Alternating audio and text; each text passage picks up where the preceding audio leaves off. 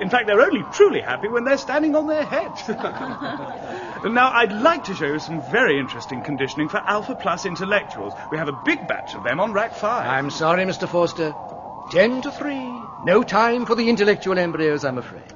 We must go up to the nurseries before the children have finished their afternoon sleep. Some other time, perhaps.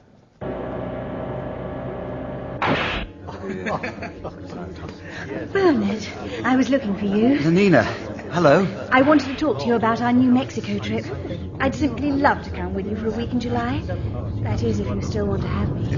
Look, Lenina, hadn't we better talk about it somewhere else? Why? I mean, with all these people about. How funny you are. Now, you'll give me at least a week's warning, won't you? Lenina, Bernard, what on earth's the matter? Oh, anyway, I must fly, Bernard. I'm meeting Henry Forster on the roof. Let me know in good time about the date. Bye. Well, I should say she was pretty, eh? Pneumatic, too. And how? Yes. I say, Martin, don't look glum. What you need is a gram of Soma. 1 cubic centimetre cures 10 gloomy sentiments. Shut up! Well, really? What's the matter with the fellow? Here we are, ladies and gentlemen. The infant nursery. And before we enter the neo-Pavlovian conditioning rooms, a little background. Once upon a time, while our Ford was still on Earth, there was a little Polish boy called Rubin Rabinovich. You know what Polish is, I suppose? A dead language, sir, like French and German. And what about parent? Well, sir, when the babies were decanted... Born? Well, then they were the parents. I mean, the parents were the father and mother. The mother, yes.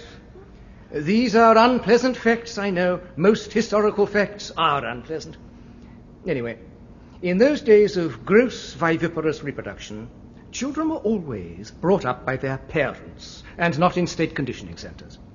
And little Reuben's mother and father, one evening, by an oversight, happened to leave the radio turned on in his bedroom.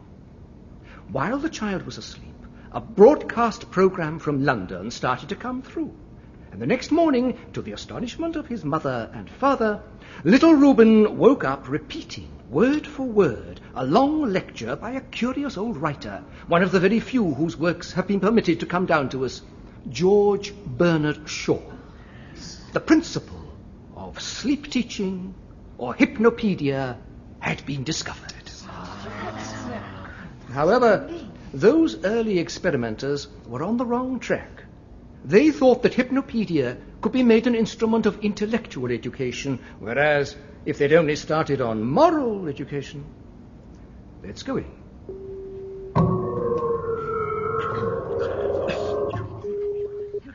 Now, everyone, absolute silence, please. Mustn't wake the babies. Nurse? Yes, Director. What's the lesson this afternoon? Well, we had elementary sex for the first 40 minutes, but now it's switched over to elementary class consciousness. Elementary class consciousness. Let's have it a little louder. Stupid to be able to read or write. Besides, they wear black, which is a beastly colour. I'm so glad I'm a beta. Alpha children wear grey. They work much harder than we do because they're so frightfully clever. I'm really awfully glad I'm a beta because I don't work so hard. And then we are much better than the gammas and deltas. Gammas are stupid. They all wear green, and delta children wear khaki.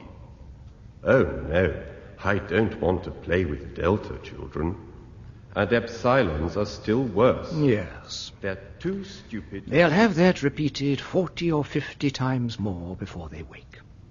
120 times, 3 times a week, for 30 months. After which, they go on to a more advanced lesson.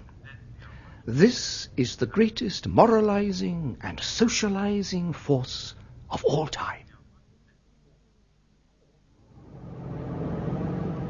I really enjoyed the golf, Henry. Let's just go to the Feelies this evening, shall we? I hear the new one at the Alhambra's first rate. There's a love scene on a bearskin rug. They say it's marvellous. Every hair of the bear reproduced, the most amazing tactual effects. All right. Look, Lenina, that's the Hounslow Feely studio now. Do you see? They must be changing the shift. All those gammas and epsilons, they're like ants.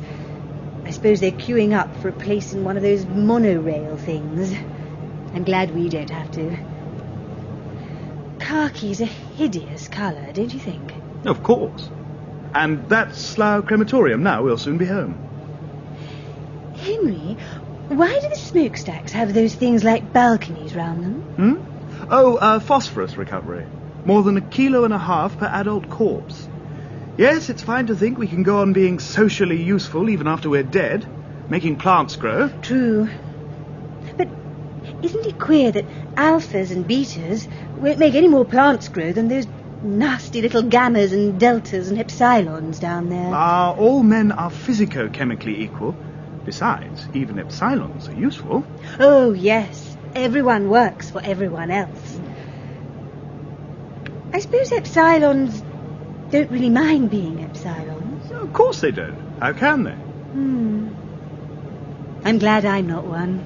But if you were an epsilon, your conditioning would have made you no less thankful that you weren't a beta or an alpha. Everybody's happy now. Yes, everybody's happy now. Well, I'm not sure about Bernard Marx. Him. He's a rhinoceros. You can't teach a rhinoceros tricks, and some men are like that. They don't respond properly to conditioning, poor devils. Bernard's one of them. He's pretty harmless, though. Pretty disquieting, all the same. That mania of his for doing things in private. I mean, what can you do in private? Apart from going to bed, of course, and you can't do that all the time. Do you know what he wanted to do our first afternoon together? Go walking in the Lake District. Land on top of Skiddaw and walk for a couple of hours in the heather. Alone with me. But surely you'd be alone all night. No. He meant alone for talking. Talking? What about? Himself. He was really miserable the whole afternoon. Absolutely refused a half-gram of soma. I'd rather be myself, he said. Myself and nasty.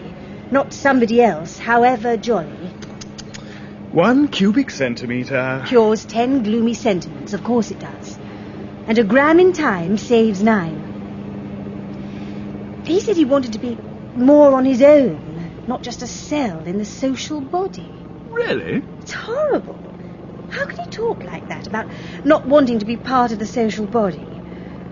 After all, everyone works for everyone else. We can't do without anyone.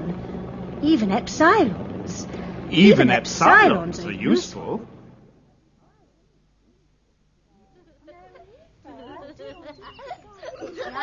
Exquisite little creature, isn't she? You know, ladies and gentlemen, what I'm going to tell you may sound incredible. But for a very long period before the time of our Ford, and even for some generations afterwards, erotic play between children was regarded as abnormal. And not only abnormal, actually immoral.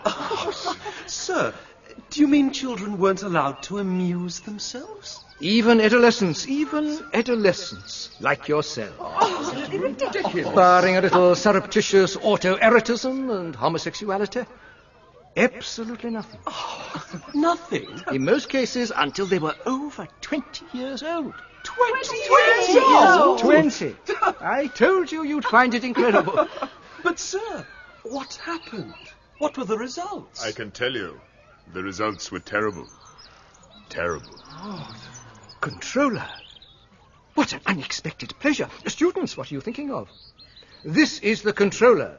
This is his Fordship Mustafa Mond, the resident controller for Western Europe, one of the 10 world controllers. Yes, Director. I'll take over from here, I think. You mean you'll stay and actually talk to them? It's all right, Thomas. I won't corrupt them. Now, You all remember, I suppose, that beautiful and inspired saying of